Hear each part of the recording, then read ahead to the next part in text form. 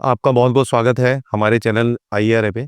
आपकी राजनीतिक शुरुआत कैसी रही, क्या प्रेरणा रही और क्या उद्देश्य लेकर आप राजनीति में कदम रखा है?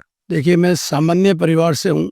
मेरे पिताजी सरकारी स्कूल में अध्यापक थे, अभी रिटायर्ड हो गए। और मैं संघ की शाखा में पहले जाया करता था, तो राजनीतिक सोच कुछ थी नहीं। जब फर्स्ट ईयर में आए तो अखिल भारतीय विद्यार्थी परिषद, चूंकि संघ की विद्यार्थी इकाई थी, उससे जुड़ गए थे। तो विद्यार्थी परिषद में काम करते करते छात्र राजनीति से शुरुआत की। उसके बाद 2003 में माननीय सुभाष जी वेड़िया के संपर्क में आए और उन्होंने एक रोजगार उपभोक्ता प्रकोष्ठ का मेरे को जिलाध्यक्ष बनाया। उसके माध्यम से मेरी राजनीति में शुरुआत हुई। और राजनीति में आने के बाद मेरे को नगर विकास न्यास में ट्रस्टी बना, जो कि मैं राजस्थान का सबसे कम उम्र का भीलवाड़ा यूआईटी का ट्रस्टी बना। उसके बाद मैं 2011 में युवा मोर्चा का जिले का अध्यक्ष बना। उसके बाद 2013 में जब शिवजी राम जी मीणा, जो कि स्वर्गीय हो गए, वो भारतीय जनता पार्टी के जिलाध्यक्ष बने, तो उनके साथ में जिले का महामंत्री बना। इसके बाद एक बार और जिले का महामंत्री बना। और उसके पश्चात अभी 20 जुलाई 2023 को भारतीय जनता पार्टी का जिले का अध्यक्ष बना, जो कि उस समय राजस्थान का सबसे कम उम्र का जिलाध्यक्ष बना। और अभी रिसेंटली वापस मेरे को भारतीय जनता पार्टी का भीलवाड़ा जैसी जगह में दूसरी बार जिला अध्यक्ष बनने का अवसर मिला।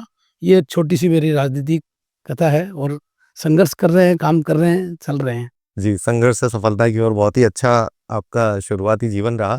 समय समय पर राजनीति में आपको प्रमोशन मिलते रहे और हमारी शुभकामनाएं कि भविष्य में मिलते रहे। धन्यवाद। सबसे आखिरी में भीलवाड़ा जिला अध्यक्ष की घोषणा की गई, क्या पेच था? कोई आपके विरोध में था इसलिए टाइम लगा? क्या रहा ये सब कुछ घटनाक्रम? देखो, ये सबसे आखिरी में नहीं है। संगठन पर्व है, भारतीय जनता पार्टी का संगठन पर्व चल रहा है।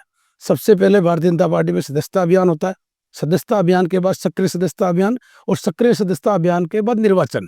ये एक रूटीन प्रक्रिया है। ये प्रक्रिया के तहत हुआ, ना जल्दी हुआ ना लेट हुआ। अभी भी मेरे बाद में आज ही एक जयपुर जिलाधीश की घोषणा भी हुई है, और जिस दिन भीलवाड़ा की घोषणा हुई, इस दिन लगभग 13 या 14 जिलों की घोषणा हुई है। इसलिए लास्ट में नहीं था, और विरोध और समर्थन नहीं है। ये भारतीय जनता पार्टी की एक प्रक्रिया, मैंने कहा ना, संगठन पर्व चल रहा है। मतलब पर्व का मतलब हो गया उत्सव का वातावरण रहता है। एक प्रक्रिया है कि बाजार में चर्चा रहती है, ये पक्ष में था, ये विरोध में था। सारे नेता एकजुट होकर, सारे सांसद साहब, विधायक साहब, मुख्यमंत्री जी, प्रदेश अध्यक्ष जी, सबने मोरे पर पुनः विश्वास किया। इसके लिए मैं शीर्ष नेतृत्व का, प्रदेश नेतृत्व का, मुख्यमंत्री जी का, सांसद साहब का, समस्त विधायकों का, सबका मैं हृदय से आभार भी व्यक्त करता हूँ। मेरे जैसे सामान्य व्यक्ति को उन्होंने जिलाध्यक्ष में दूसरी बार मुझ पर विश्वास किया, इसके लिए उन सबका धन्यवाद। और एक रूटीन प्रक्रिया है, ना कोई समर्थन में, ना कोई विरोध में। एक मनगढ़ंत कहानी चलती रहती है। बाकी हमेशा का सबका मेरे पर विश्वास रहा है। और मैं आपको एक चीज और बताता हूँ, जब सुभाष जी वेड़िया जिलाध्यक्ष थे तब मैं युवा मोर्चा जिलाध्यक्ष बना। जी। जब शिवजी राम जी मीणा जिलाध्यक्ष थे तब मैं जिले का महामंत्री बना। जब लक्ष्मी नारायण जी डाढ़ जिलाध्यक्ष थे तो मैं जिले का महामंत्री बना। कहने का मतलब, जब सतीश जी पूनिया प्रदेश अध्यक्ष थे तो मैं एक प्रकोष्ठ में प्रदेश में सह संयोजक बना। सीपी जोशी जी तब थे, तब मैं युवा मोर्चे का जिलाध्यक्ष बना, और पार्टी का जिलाध्यक्ष सीपी जोशी जी के साथ बना। अभी भजन लाल जी हैं तो इनके साथ मैं वापस मदन जी राठौड़ के साथ जिले का अध्यक्ष बना। तो ये सब दर्शाता है कि प्रत्येक नेताओं से मेरे संबंध अच्छे रहे। चूंकि मैं पार्टी का कार्यकर्ता हूँ, किसी एक नेता के साथ नहीं है। पर राजनीति में एक प्रेस्क्रिप्शन बन जाता है कि किसी के साथ रहते रहते ये व्यक्ति उनका हो गया, और ना तो वो व्यक्ति उनकी टीम बना रहे हैं, ये भारतीय जनता पार्टी है, या सामूहिकता में सारे निर्णय होते हैं। मतलब भीलवाड़ा जिले में कोई भी गुटबाजी नहीं है भाजपा में? किसी प्रकार की कोई गुटबाजी नहीं है। भीलवाड़ा जिले की सभी विधानसभाओं में बीजेपी की जीत हुई। भीलवाड़ा शहर में बीजेपी तीसरे नंबर पर आई। तो क्या भीलवाड़ा जिले में, भीलवाड़ा शहर में बीजेपी कमजोर हो गई? देखो, अगर भीलवाड़ा शहर में अगर बीजेपी कमजोर होती तो लोकसभा चुनाव में वापस हम भीलवाड़ा से नहीं जीतते। भीलवाड़ा विधानसभा में जब चुनाव हो रहे थे तो निश्चित तौर पे कुछ तरह की कमियां रह गई थी। उसका हमने विचार विमर्श भी किया है, और उसी का परिणाम हुआ कि जब 6 महीने बाद जब लोकसभा के चुनाव आए तो उस विधानसभा से हम जीत गए। अगर कमी होती तो लोकसभा चुनाव में क्या हुआ? जिस कमी से, देखो, राजनीति में हर क्षण कोई कोई चुनौती आती है। तब जो चुनौती आई तो हमने 6 महीने में उसका विचार विमर्श भी किया, और उसको हमने आगामी चुनाव में 6 महीने में उसको दूर कर दिया। इसलिए भारतीय जनता पार्टी एकमुखी है और पूरे भीलवाड़ा में मजबूत है से। किस तरह की चुनौतियां रही थी? क्या कारण थे चुनौतियां उत्पन्न होने के? ये चुनौतियां तो क्या, हर क्षण हर कार्यक्रम की अलग चुनौती आती है जी। तो तत्कालीन समय में बहुत बार क्या है कि आज के सोशल मीडिया का जमाना है, कुछ बातें मीडिया और सोशल मीडिया के मामले में ऐसी आ जाती है कि भ्रमित कर दिया जाता है। तो एक छोटा सा भ्रम हो गया था। बाकी पूरी पार्टी, भारतीय जनता पार्टी से प्यूरली मजबूत पार्टी है। लोकसभा का परिणाम भी मैंने आपको बताया। सदस्यता अभियान जब चला बिल्कुल। तो पूरे राजस्थान में भीलवाड़ा जिला सदस्यता अभियान में दूसरे नंबर पर रहा। सदस्यता अभियान में भी भीलवाड़ा विधानसभा पूरे भीलवाड़ा जिले में प्रथम स्थान पर रही। अगर पार्टी कमजोर होती तब संगठन का जब सदस्यता अभियान चल रहा उसमें भी पार्टी कमजोर होती। बिल्कुल। राजस्थान में से बहुत से जिले थे जहाँ 8,000 9,000 की सदस्यता ही हुई, पर भीलवाड़ा विधानसभा में 70,000 की सदस्यता हुई। कहना और 70,000 से भी ज्यादा थी।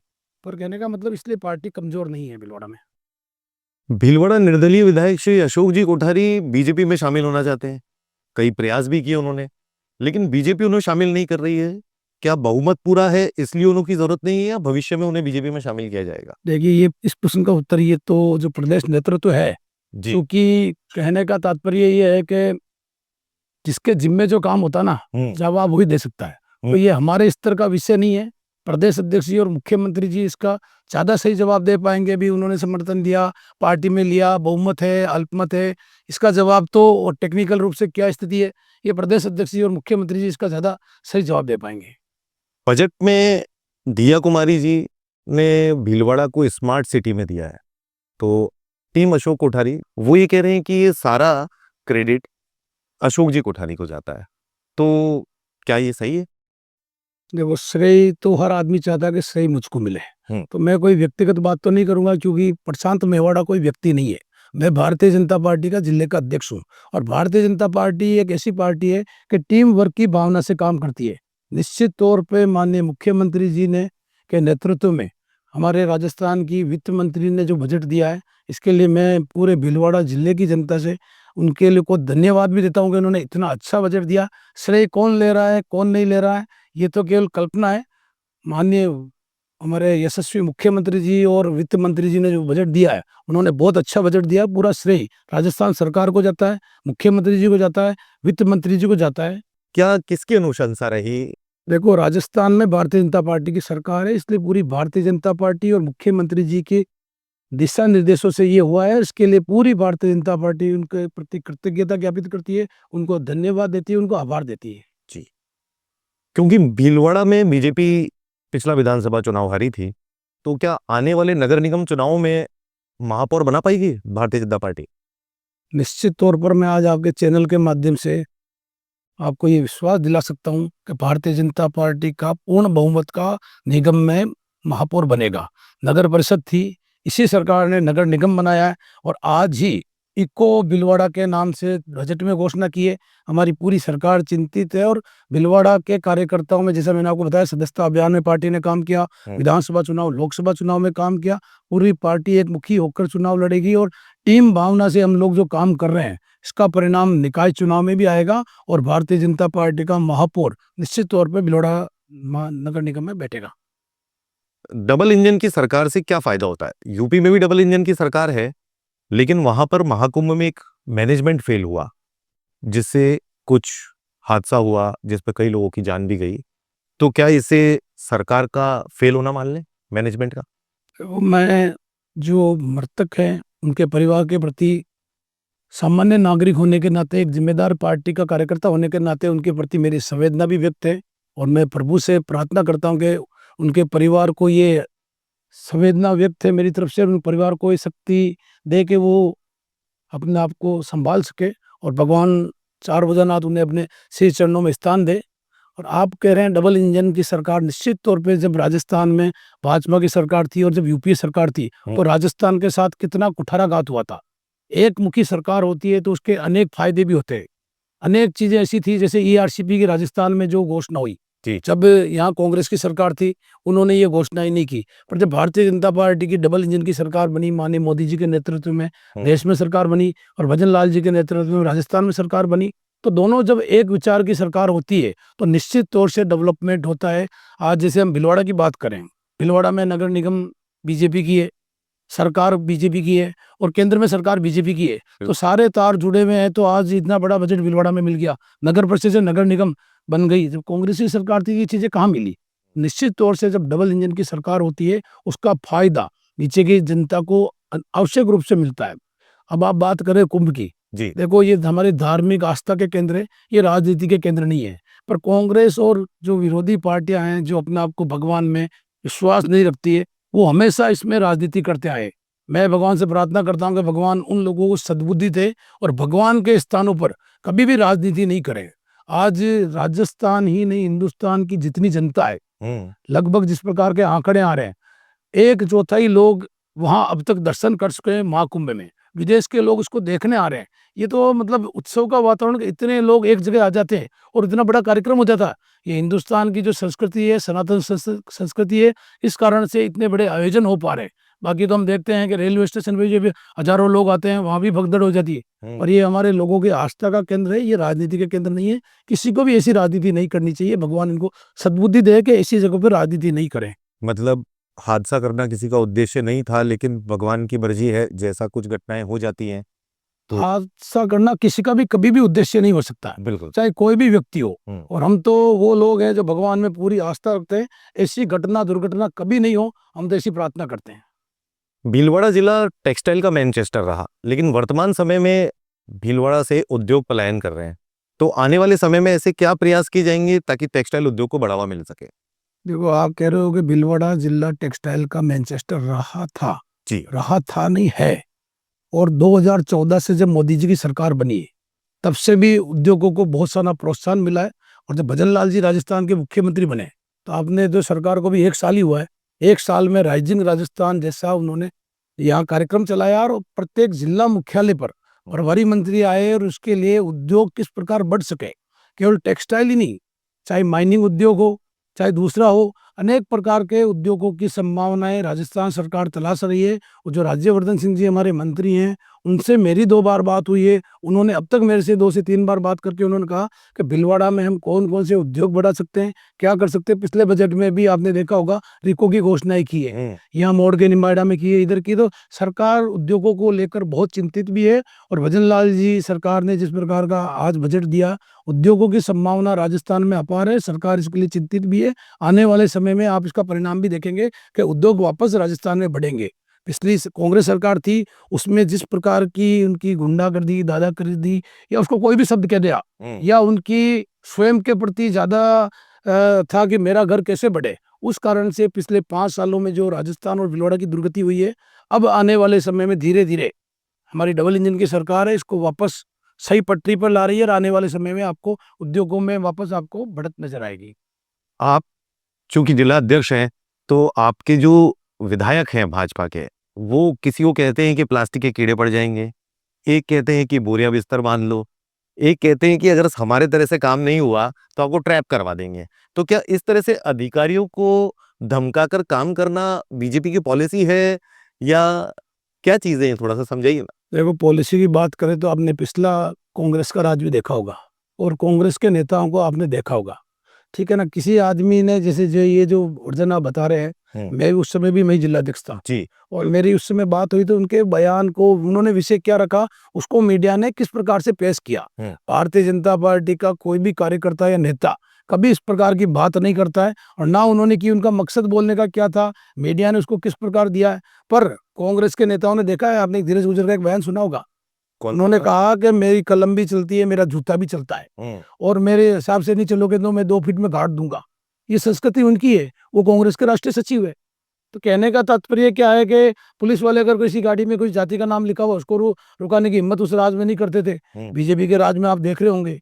इसलिए भारतीय जनता पार्टी की कतई ये संस्कृति नहीं रही है। बीजेपी कभी इन चीजों को बर्दाश्त नहीं करती, किसी नेता ने कभी इस तरह की कोई बात नहीं की है। पूरे पार्टी के हमारे सही सभ्य लोग हैं और आप इसको देख भी रहे हैं। मतलब मीडिया ने बयान को मरोड़ मेरे को ऐसा लगता है संभवतया ऐसा कुछ हुआ होगा, क्योंकि जिन विधायकों के यहाँ हैं, आप उनका पुराना चरित्र उठाकर देख लो, ना तो कभी उनकी संस्कृति ऐसी रही है, ना वो कभी ऐसा रहे। इसलिए मेरे को लगता है कि 100% उन्होंने ऐसा कुछ नहीं कहा होगा, इसको ऐसा प्रेजेंट किया गया होगा।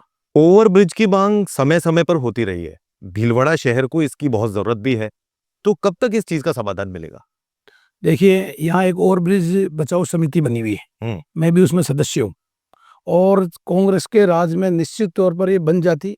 पर कारण यह था कि भारतीय जनता पार्टी का भीलवाड़ा में विधायक था और कांग्रेस की सरकार थी। आप पुराना रिकॉर्ड उठाकर देखेंगे तो भीलवाड़ा के विधायक ने अनेक बार सदन में ओवरब्रिज की मांग उठाई, और जिंदल से नगर परिषद का MOU भी था। पर NGT को बीच में लाकर कांग्रेस सरकार की ये मंशा थी कि बीजेपी का गढ़ है या ये नहीं बनना चाहिए। भारतीय जनता पार्टी की सरकार बनी है, पहले बजट में इसकी घोषणा हुई है और इसमें सरकार आगे बढ़ रही है। हम तो कह रहे हैं हमारी सरकार है तो हो सकता है और ब्रिज के साथ साथ एलिवेटेड रोड, एक्स्ट्रा रोड, सारी जो भी ये ट्रैफिक समस्या है उसको दूर किया जाएगा। अभी आप देख रहे होंगे भीलवाड़ा में ट्रैफिक लाइट शुरू हो गई है। बिल्कुल। भीलवाड़ा इतनी बड़ी सिटी है पर यहाँ लोगों में भी ट्रैफिक सेंस नहीं था कि किस प्रकार चला जाना चाहिए। जब ये महानगरों में जाते थे लोगों के चालान कट जाते थे। ये भारतीय जनता पार्टी की सरकार आई है तो ट्रैफिक लाइट चालू की, ट्रैफिक के प्रति भी हम जागरूक हैं और इस दिशा में हमारी सरकार निश्चित तौर पर आने वाले समय में आपको और ब्रिज के साथ एलिवेटेड रोड या बहुत सारी चीजें आपको नजर आएगी। और सुरक्षा को लेके किस तरह के इंतजाम किए जाएंगे? अभी जो क्राइम हो रहे हैं आजकल, और अपन ये कहते हैं कि जब यूपीए सरकार थी तो बीजेपी हमेशा एक तरह से कहती थी कि बहुत ज्यादा क्राइम हो रहे हैं और इन्हों पे कोई कंट्रोल नहीं है, पर क्राइम तो अभी भी नहीं रुके। ये आप क्राइम का आंकड़ा उठाकर देख लेना। अच्छा, आंकड़े में डिफरेंस है। आंकड़ा उठाकर देखेंगे, देखो किसी भी चीज को समाप्त करना तो इतनी बड़ी पॉपुलेशन है तो कोई भी समाप्त नहीं कर सकता, पर कमी पहले वाले दौर में अभी वाले दौर में अपराधों में भी कमी आई है। आप देखेंगे भीलवाड़ा के, देखो मैं जिले का अध्यक्ष हूँ, मैं भीलवाड़ा की बात कर सकता हूँ। बिल्कुल। भीलवाड़ा में एक साल में अपराधों में बहुत सारी कमी आई, समाप्त नहीं हुए हैं पर कमी आई है, निश्चित तौर पे कमी आई। जो छोटी मोटी खामी होगी तो उसको भी आने वाले समय में दूर किया जाएगा। अभी पिछले समय धार्मिक त्योहारों पर उपद्रव हुआ, एक गाय की पूंछ काट दी गई तो हुआ, उस समय गौ भक्तों पर लाठियां बरसाई गई। तो कहा जाता था राम राज्य आएगा, बीजेपी की सरकार होगी तो काफी अच्छा होगा, पर यहाँ तो त्योहार और हिंदू उत्सवों पर गौ भक्तों पर लाठियां बरसाई गई। तो क्या बीजेपी राज में इस तरह का माहौल होगा? नहीं, ऐसा नहीं है।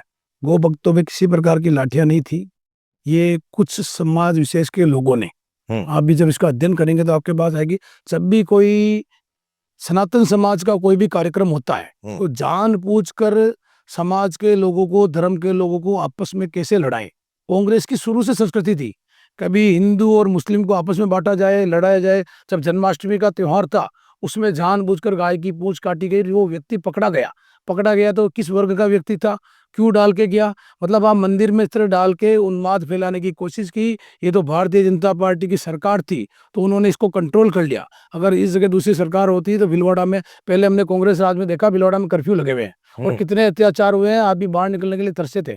पर भारतीय जनता पार्टी की सरकार थी, उन्होंने इस बात को समझा और समय पे उसको कंट्रोल करने की कोशिश की, वो आपके सामने है। विपक्षी दल हमेशा आरोप लगाते हैं कि बीजेपी संविधान खत्म करके मनुस्मृति लागू करवाना चाहती है, तो इस बात में कितनी सच्चाई है? बीजेपी की तरफ से आप क्या कहना चाहते हैं? देखो, विपक्षियों का हमेशा काम यही रहा है। 2014 से पहले 10 साल मनमोहन सिंह जी की सरकार थी, 10 साल तक उन्होंने कुछ नहीं किया, केवल सोनिया जी ने जो कहा वो पूछ कर किया, क्योंकि ये कोई राजनीतिक भाषण का विषय भी नहीं है, पर आपने बहुत अच्छा विषय उठाया।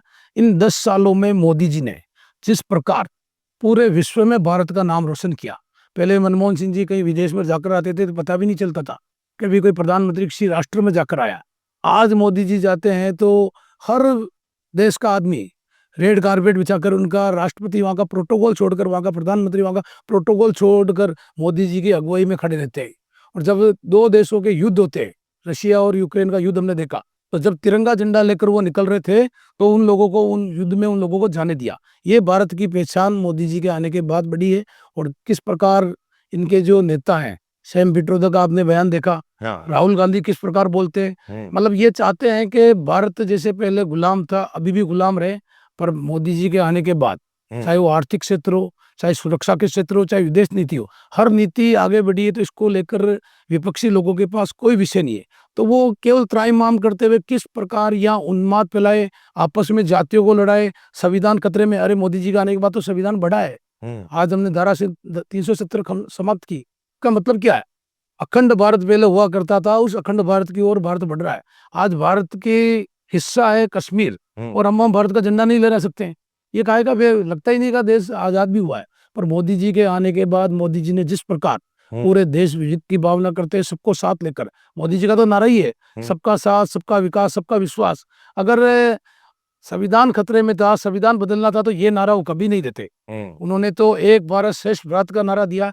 बहुत सारी बातें हैं जिस प्रकार मोदी जी ने 10 सालों में पूरे हिंदुस्तान की छवि विश्व में चेंज की है। और हिंदुस्तानियों का जिस प्रकार उन्होंने सीना गर्व से चौड़ा किया, आने के बाद जिस प्रकार के उन्हें कार्य किए, आप देख सकते हैं कोई प्रधानमंत्री पहली बार प्रधानमंत्री बनता है और संसद में जाता है, जिस प्रकार मंदिर में जाते हैं, उन्होंने संसद को मंदिर मानते हुए ऐसा उनकी सीढ़ियों में वंदन किया। बिल्कुल। ठीक है ना, तो ये बातें कोई सामान्य आदमी नहीं कर सकता है। उन्होंने कहा मैं प्रधानमंत्री नहीं, मैं प्रधान सेवक हूँ। आज उन्होंने वीआईपी कल्चर बंद किया, लाल बत्तियों को रोक लगाई। ये कोई सामान्य आदमी नहीं कर सकता। पहले कोई जाता था प्रधानमंत्री तो 2 एरोप्लेन और साथ में जाते थे, पर उन्होंने इस चीज को बंद किया, साकार को उन्होंने बढ़ावा दिया। बहुत सारी बातें ऐसी है जो मोदी जी के आने के बाद नवाचार हुए। आज महिलाओं को 33% आरक्षण दिया, ओबीसी को संवैधानिक दर्जा दिया। बिल्कुल। उन्होंने बाबा साहब को उन्होंने मान्यता दी। और आप देख लो कि बाबा साहब की समाधि स्थल को भी कभी कांग्रेस ने नहीं माना, मोदी जी ने आगे बढ़ाया। तो कभी भी उन्होंने किसी वर्ग के साथ ये नहीं किया, चाहे महिला हो, चाहे युवा हो, चाहे ओबीसी हो, चाहे अनुसूचित जाति का व्यक्ति हो, हर वर्ग के व्यक्ति को मोदी जी ने आगे बढ़ाया। ये चीज उनको सहन नहीं हो रही, तो उन्होंने देखा भी किस प्रकार हम जातियों को लड़ा सके, इसलिए संविधान खतरे में। संविधान खतरे, अरे संविधान की रक्षा मोदी जी ने की है। संविधान खतरे में कब था? 1975 में, जब देश में आजाद आपातकाल लगा, इंदिरा गांधी ने आपातकाल लगाया, संविधान खतरे में उस समय था। मोदी जी ने संविधान की रक्षा की है, और अनेक लोग जिन्होंने लोकतंत्र सेनानी का दर्जा दिया, ये मोदी जी ने दिया। इसलिए संविधान को मोदी जी ने बचाया है। ये उन लोगों को सहन नहीं हो रहा है। मतलब संविधान किसी भी तरह का खतरे में नहीं है। आपके सामने है ना, आप तुलना कर लीजिए ना। चूंकि आप दूसरी बार जिला अध्यक्ष बने हैं, तो आपके कार्यकाल में संगठन किस तरह से आगे बढ़ेगा, किस तरह की योजनाएं रहेगी और क्या मजबूती आएगी संगठन में? देखो, मैं जब जिले का अध्यक्ष बना था, तो मैं उससे पहले 2 बार जिला महामंत्री था, और मेरे को पार्टी ने जिला अध्यक्ष बनाया।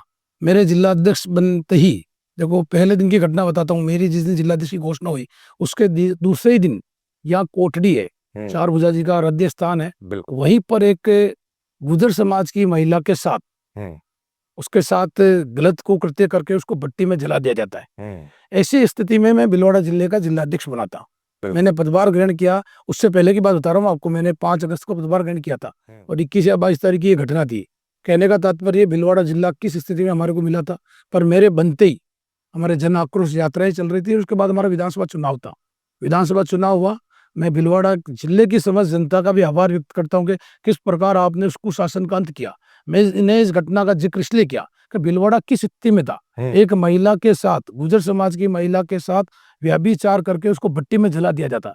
ये कांग्रेस की सरकार के भीलवाड़ा जिले में हो रहा था। ऐसी अनेक घटनाएं हैं, ताजा घटना को आपको उल्लेख किया मैंने। आप बैंक में जाके ऐसी बहुत घटनाएं हुई भीलवाड़ा में। गंगापुर में भी एक महिला के साथ ऐसी घटना हुई थी, आसीन में भी हुई थी, शाहपुरा में भी हुई थी। पर उस घटना का उल्लेख कर रहा हूँ जिस दिन मैं बना उसके 2 दिन बाद की घटना है। बिल्कुल। पर उसके बाद विधानसभा चुनाव में इस कुशासन का अंत हुआ, और जो भीलवाड़ा ने जो वादे किए भारतीय जनता पार्टी ने, उसके बाद लोकसभा चुनाव आया। लोकसभा चुनाव में भी भीलवाड़ा की जनता ने डॉक्टर सीपी जोशी जैसे कद्दावर नेता को हमने चुनाव हराया। सामान्य घटना, केंद्रीय मंत्री रहे, बड़े नेता रहे, प्रदेश अध्यक्ष रहे, विधानसभा अध्यक्ष रहे। उनको भारतीय जनता पार्टी के प्रत्येक कार्यकर्ता ने जिस निष्ठा से, मुस्तैदी से काम करके उनको हराया, इसके लिए भी मैं भीलवाड़ा लोकसभा क्षेत्र की जनता को आभार व्यक्त करूंगा कि उन्होंने बहुत अच्छा समर्थन दिया है। अब रही बात दूसरी पारी की, क्योंकि जब मैं पहली पारी में जिस परिस्थिति में आया, उस समय तो सरकार ही कांग्रेस की थी, विपरीत अब हालात थे। अब हमारी डबल इंजन की सरकार है, और चूंकि जब विधानसभा और लोकसभा चुनाव जैसे चुनाव को भी हमने पार लगाया है, तो आप ये चिंता मत कीजिए कि आने वाले समय में हमारा जो मोदी जी का नारा है, सबका साथ, सबका विकास, सबका विश्वास, सबका प्रयास, इसी नारे को चरितार्थ करते हुए प्रत्येक कार्यकर्ता को काम और प्रत्येक काम को एक कार्यकर्ता, इस नारे को आगे बढ़ाते हम हर कार्यकर्ता को काम देंगे, और हर काम के लिए एक नया कार्यकर्ता होगा। पूरी पार्टी एकमुखी होकर, एकजुट होकर नए नए इतिहास रचेगी, और आप जो पुराने जो रिकॉर्ड है उनको भी भारतीय जनता पार्टी भीलवाड़ा जिला तोड़ेगा, ऐसा मेरे को विश्वास है।